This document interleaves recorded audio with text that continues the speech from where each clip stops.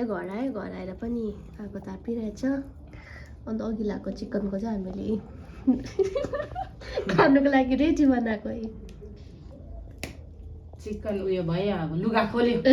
Chicken लुगा पऱ्यो अब खानु छ हामीले चाहिँ। अहिले पकाइदिन्छु तपाईँहरूलाई कसरी पकाउनुहुन्छ दादाले हो।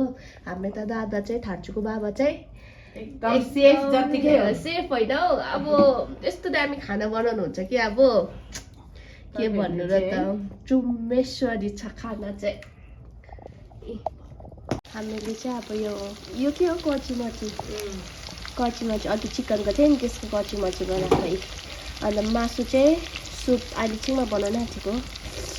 कस्तो खान्छ त अर्ग्यानिक चुलामा कुखुराको मासु सब अर्ग्यानिक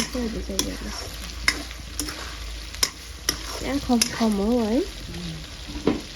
हाम्रो कर्चीमर्ची बनेर पनि रेडी भयो। अघि देखाएँ मैले कर्चीमर्ची बनेको हो।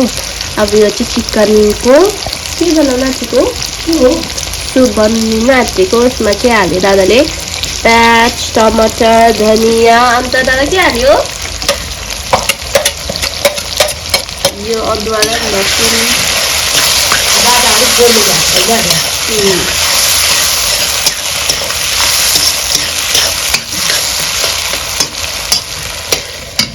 लोकल चुलामा लोकल सब्जी।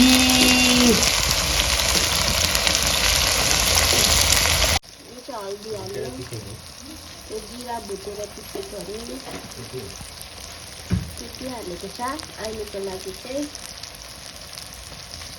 नमक स्वाद अनुसार नुन। हाम्रो चाहिँ बस्तीको सुप पनि भएको छ।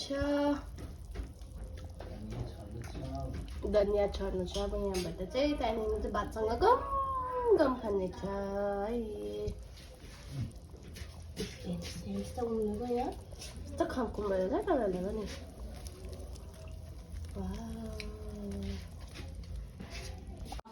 हामी चाहिँ अब खानाहरू पनि बनाइसक्यो, सबै बनाइसक्यो हो। यो चाहिँ अघि देखाएको थियो चिकनको सुप। कसरी देखाउनु यो चिकनको सुप। त्यहाँदेखिको चिकनको सुपसँग हामीले चिकन पनि भुटेको छ सिमरायोसँग हो। अनि स्यालेड हो हाम्रो। डल्ले पनि छ, अहिले सिजन त छैन तर पनि बस्ती हो कहाँबाट पाउँछ हामीले पाइहाल्छ है।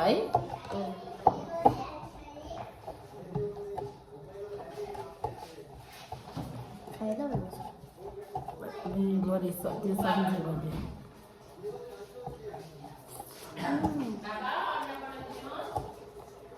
मिठो छ।